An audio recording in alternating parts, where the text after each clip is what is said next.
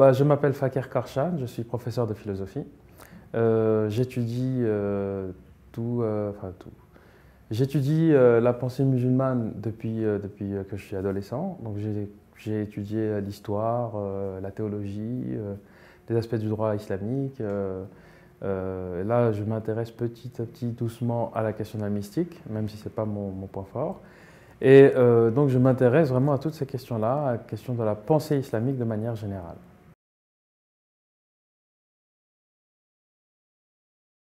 Mutazilite est un participe du mot itazala, qui veut dire s'isoler, se séparer, se retirer.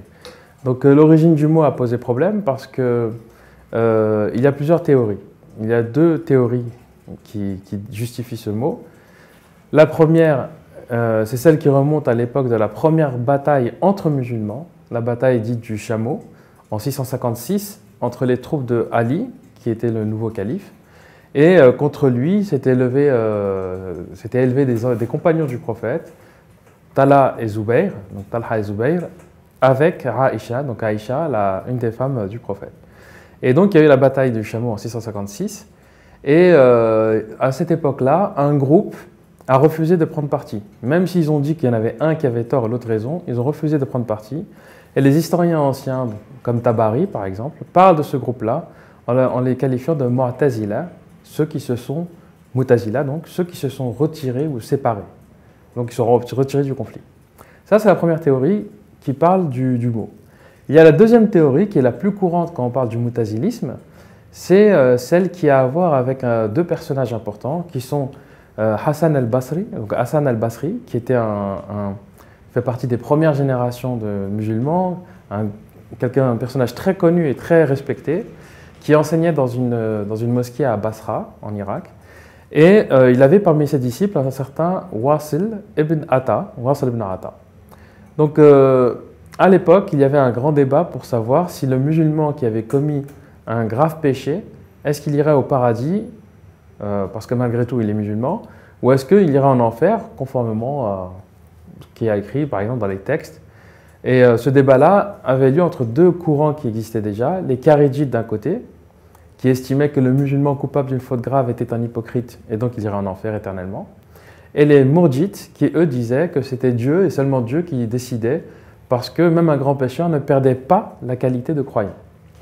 Et donc un monsieur rentre un jour dans la mosquée et il demande à Hassan al-Basri son avis pour essayer de trancher entre ces deux options. Et avant que Hassan al-Basri n'ait pu prendre la parole, donc c'est un de ses disciples, Wasil ibn Ata se lève et dit que le musulman coupable d'une faute grave, il n'est ni croyant, ni infidèle. Il est dans une position intermédiaire, qu'on appelle la demeure intermédiaire, la demeure entre les deux demeures, donc la demeure de la croyance et la demeure de la mécréance. Et s'il se répand avant la fin de sa vie, il sera considéré comme un croyant, mais s'il ne se répand pas, donc il sera considéré comme un infidèle. Et donc à ce moment-là, Wasil quitte le groupe des disciples et va s'adosser à une autre colonne de la mosquée. Il est suivi par certains de ses condisciples. Et à ce moment-là, Hassan al-Basri aurait dit Wasil s'est séparé de nous. Donc s'est séparé de nous. Et d'où la dénomination Mutazilite. Je rajouterai juste un mot. Joseph von Hess, qui est un historien spécialiste de ces questions de la théologie islamique et de l'histoire de la pensée musulmane, explique dans un livre qui s'appelle le mutazilisme, une histoire à rebours du mutazilisme, qu'à l'époque de Wasil, le mot mutazilite était déjà connu et établi. C'est-à-dire que ce n'est pas un mot qui relève de Wasil, mais qui est plus ancien. Et dans ce cas-là, on reviendrait à la première définition, qui consisterait à avoir une origine, au moins politique, avec la question de la bataille du chameau. Le mutazilisme s'est construit sur 5 principes. Le premier principe, c'est celui de l'absolue unicité de Dieu, le fameux Tawhid. Le second principe, c'est celui de la justice divine, le Adl. Le troisième principe est celui de la promesse du paradis et de la menace de l'enfer. Ceux qui auront mérité le paradis iront au paradis et ceux qui auront mérité l'enfer iront en enfer indépendamment de leur appartenance religieuse, qu'ils soient musulmans ou non. Quatrième principe, c'est la demeure intermédiaire. Donc la position que le musulman coupable d'une faute grave occupe tant qu'il ne s'est pas repenti. Et une fois s'il s'est repenti, il est considéré comme musulman et il meurt comme n'importe quel musulman.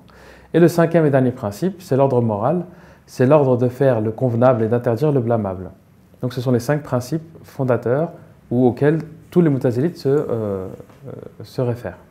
Les Moutazilites défendent l'idée que les hommes sont créateurs de leurs actes et c'est pourquoi Dieu les punira ou les récompensera en fonction de ce qu'ils auront mérité. Ça, c'est quelque chose de très important.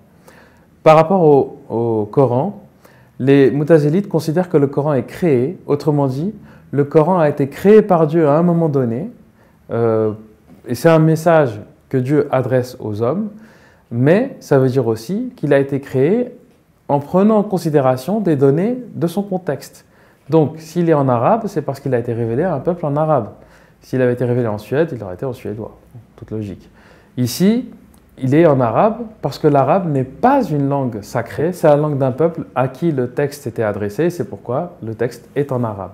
Mais ça veut dire aussi qu'on trouve des éléments qui font référence à des épisodes historiques et circonstanciés, et donc on doit pouvoir lire le texte et différencier ce qui est éternel, ce qui est un message qui ne bouge pas, de ce qui est circonstanciel. Ça, c'est quelque chose de très fort dans la pensée moutazilite. Le rapport à la tradition, à la sunna, donc aux enseignements du prophète, les moutazilites ont insisté sur le fait que la religion se fondait d'abord sur le Coran, plus que sur la tradition. Si une tradition est en contradiction avec le texte coranique, elle doit être rejetée. Peu importe son sanad, c'est-à-dire peu importe la chaîne de transmission, peu importe le contenu du propos, le matn, ce qui compte par-dessus tout, c'est la cohérence avec le Coran et la cohérence avec les données rationnelles. Un hadith qui ne serait pas, donc un propos attribué au prophète qui ne serait pas rationnel, ne peut pas être gardé, ne peut pas être retenu. Ça, c'est quelque chose de très important. Je définirais le moutazilisme comme une lecture de l'islam, une lecture qui est fondée sur la place très importante qu'elle accorde à la raison. C'est-à-dire que la raison, il y a un fameux adage moutazilite qui dit « la raison est la première des preuves », ce qui veut dire que dans le cadre de la vie religieuse, pour comprendre l'islam, pour comprendre le Coran, pour comprendre même la démarche prophétique, etc., la première chose auquel un croyant doit se référer, c'est la raison. D'abord la raison. D'abord la raison, et puis ensuite se référer au texte, et donc revenir au Coran. D'abord le Coran, ensuite à un degré moindre la Sunna, et comme quatrième fondement de la religion, les moutazilites avaient établi le consensus, donc le ijma', le consensus entre les savants, les compagnons ou les savants, et donc ce sont 4 notions sur lesquelles l'islam, la religion en tant que mode de vie repose. Ces 4 notions-là, et la première, je reviens à la première parce que c'est la plus importante, c'est vraiment la notion de la raison. Alors, on part de la raison, c'est-à-dire que c'est une lecture de l'islam qui consiste à s'appuyer d'abord et avant tout sur la raison. Et la raison permet de dégager un chemin, on va dire, vers une élévation spirituelle. Donc il y a ici, l'aspect spirituel n'est certainement pas à rejeter, au contraire, il se fonde sur une approche rationnelle des textes.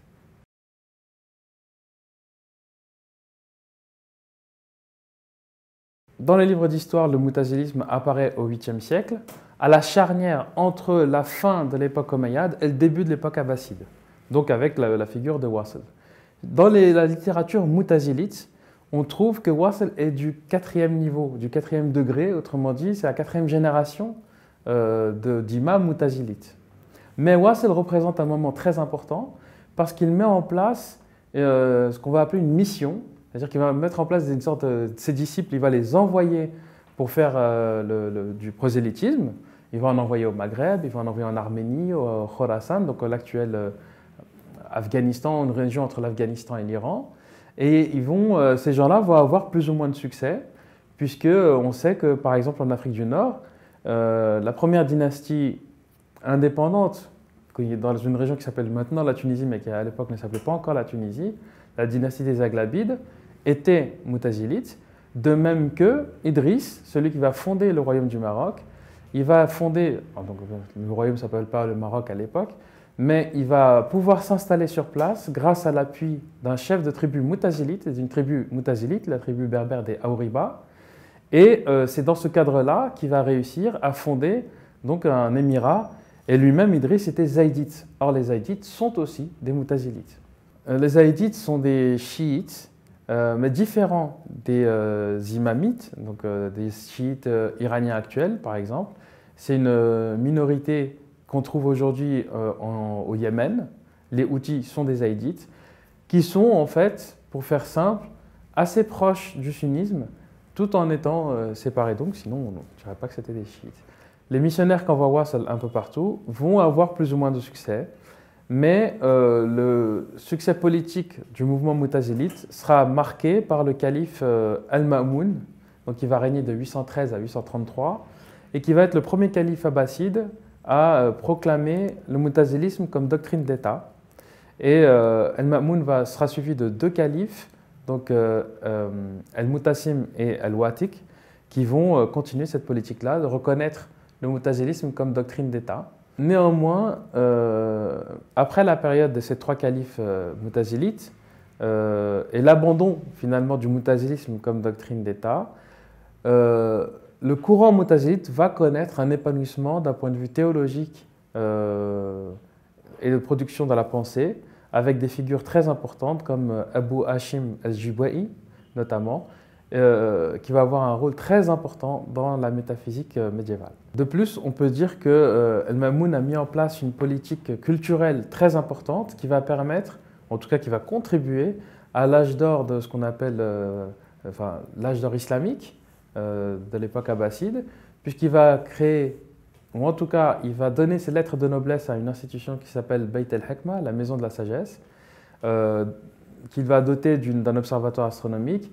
Et il va regrouper les chercheurs, on dirait aujourd'hui, les plus compétents de son époque. Il va établir des ateliers de traduction, des textes du grec ou du syriaque vers l'arabe ou d'autres langues. Et ça va permettre un très grand accroissement de la connaissance dans le monde arabe. C'est ce qui va permettre donc le développement de certaines disciplines comme la médecine, les mathématiques, etc.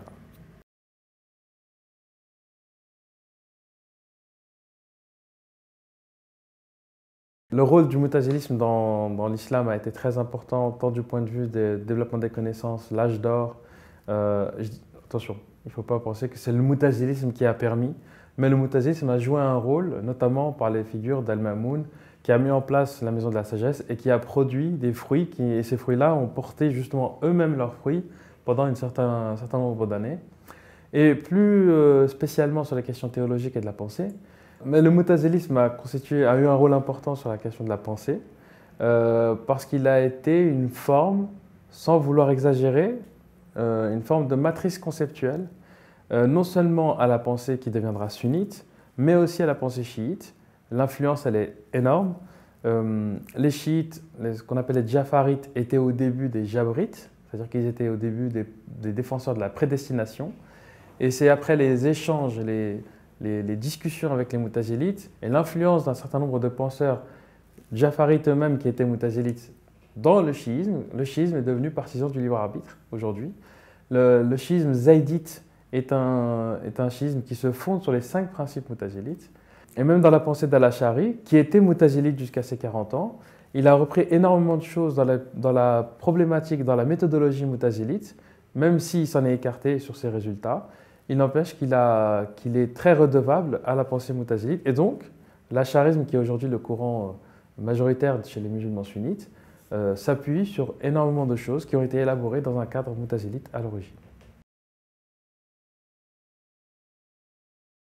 En conclusion, on peut dire que le moutazilisme est un courant qui nous interroge parce qu'il apporte des éléments de réponse à des problématiques très contemporaines. Ça ne veut pas dire qu'il a raison sur tout, ça ne veut pas dire qu'il faut le reprendre tel quel, mais ça veut dire que certaines problématiques sont anciennes et on peut trouver des réponses ou en tout cas des éléments de réponse dans cette pensée-là qui a une forme de modernité importante.